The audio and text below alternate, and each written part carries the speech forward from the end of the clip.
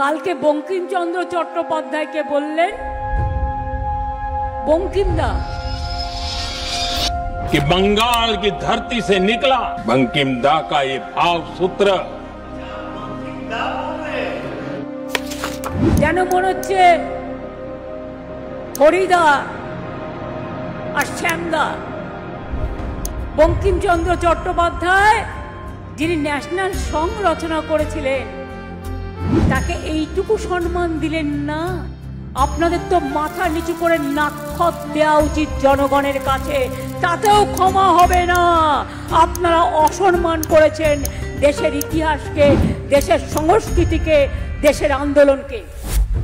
আন্দোলন করেছিল কারা? স্বাধীনতা আন্দোলন। বাংলা 90% লোক বাংলায় শহীদ হয়েছিল, ফাঁসির কাটে গেছিল, জেলে ছিল, বন্দী ছিল।